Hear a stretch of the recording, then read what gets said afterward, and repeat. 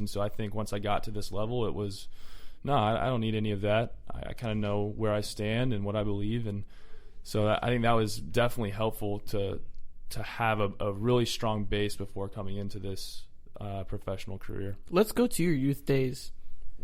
Your father was a minister for 21 years. How was it like being the pastor's kid? Has anything changed? Well, I mean, you definitely get a lot of labels with that. You get a lot of expectations, probably the biggest word. Right. And so a typical Sunday for me would be, you show up, you got to go to both services. You're there for, your kids one, and then you go watch your dad preach, and then you stay after in his office just while he's finishing up doing some work, and you're playing solitaire on the computer. You're taking the church bulletin, and you're making paper airplanes and throwing them across the sanctuary. Some of our favorite times were probably playing hide and seek in the whole church, and we'd have a couple of the staff members' kids, and then obviously me and my brothers, and we'd go just explore and hide out. Was your church big? It was a couple of different buildings, so I mean it wasn't that big. I'd say at the time it was probably 500 to 600 members. So it was a decent sized sanctuary.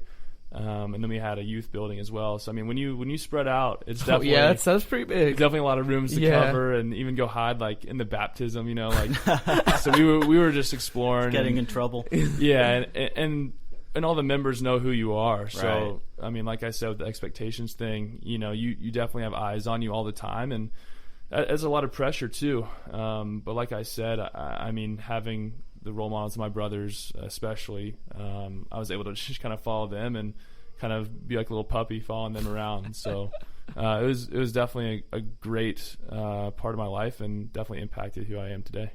How's it keeping contact with your family where you're in a life where it's moving, always traveling?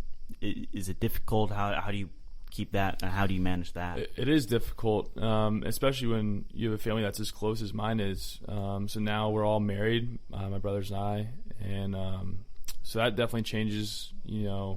You go home for the holidays for Christmas, and it's like, oh, not everyone's here because they're at their wife's parents' house. So I think once I got married this past off season, it really hit me and my family of like, man, like, we're not going to have as much time as we thought, because everyone's kind of running different lives, running different schedules, and that's a sad thing. But we're also really grateful for the times that we do get together, and we're actually planning a trip this year down to Harry Potter World. Oh, sweet, beach house. Nice. It'll be the first vacation with the full family in a long time. So that's gonna be fun. That's gonna be a blast. Do I get an invite? Can I come? Yeah. We'll see. So it's gonna be a blast, and we're still really close. We'll keep up on FaceTime each other every now and then, and make sure that we're aware of what's going on in everyone's lives. And obviously with group text now, you're able to keep up pretty well. Oh my gosh. Definitely helps. What's up? But top 5 innovations. I don't know whoever made that. You're a genius, man.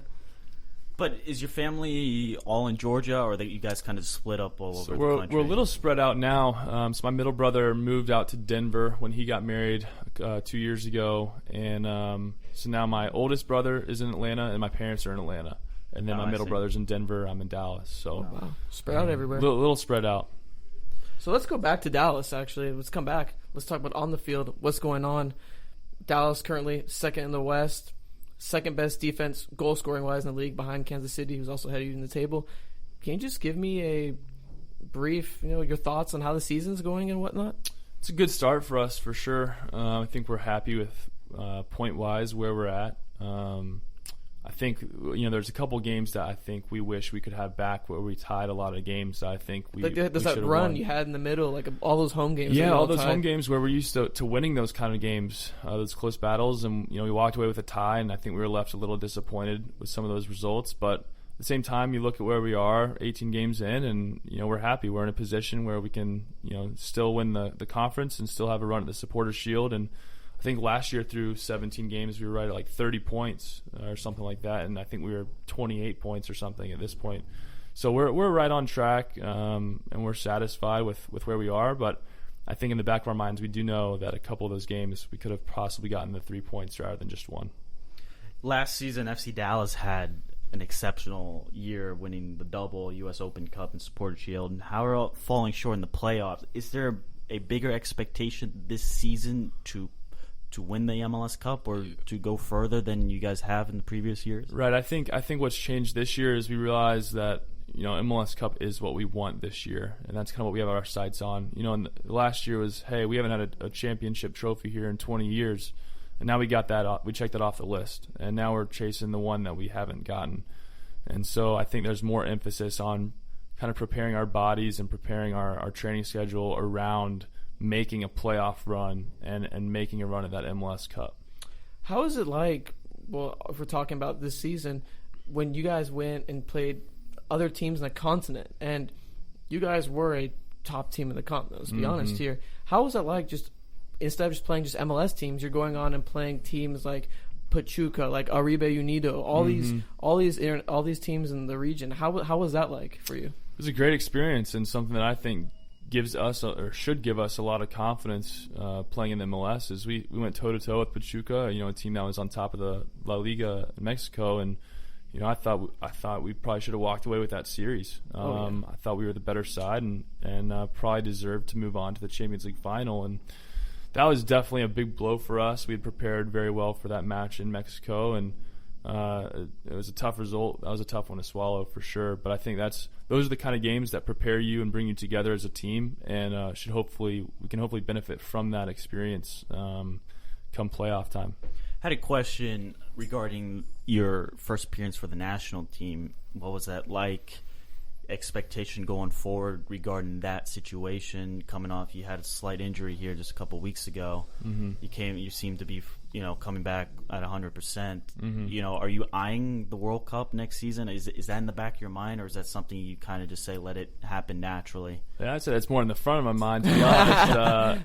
That's something I've always dreamed of, and whether it's this cycle or the next, these are the times where I know I got to step up and try and make a move to make that roster. And so, January camp was awesome. It was a great experience getting my first cap and playing well against Jamaica.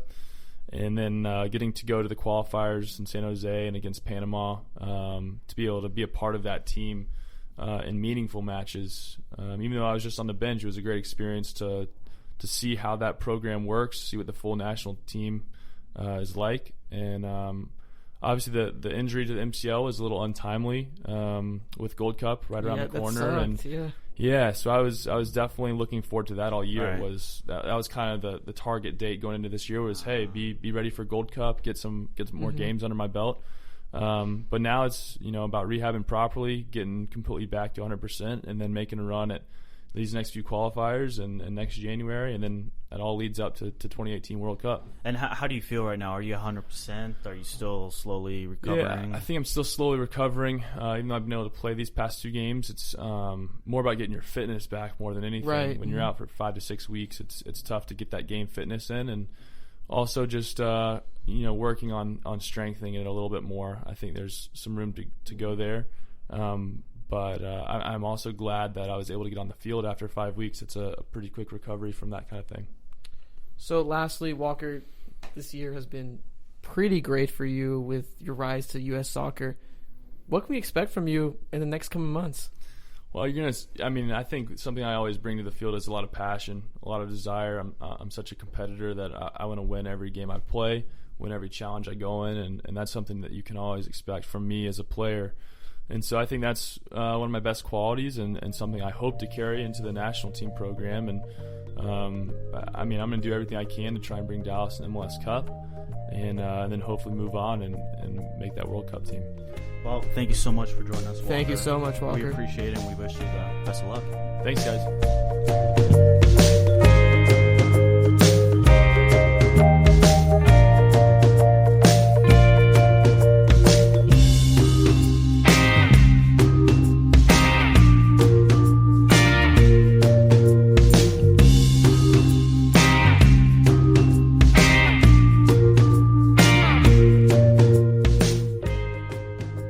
Steven, you know what I found interesting in Walker's article? What? What's an article interview? He started writing. He mentioned that they wanted to win 1 trophy last year, and now the focus is more MLS Cup. You pick up on that?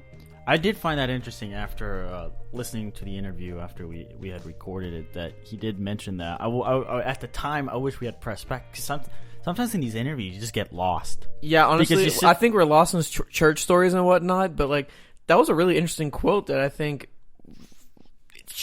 it's just interesting. They're focused on winning one trophy compared to What I would say is when doing interviews, it's not my first player interview. I've done multiple now. You're sitting there and you're freaking out. Okay, you're interviewing a player and you want to make sure everything is so right that you get all the information correctly, that you sit there and you don't listen to what's being said. You catch a sentence here and then you miss a sentence because you're looking at your next question, or you're trying to time everything. You're looking at the time.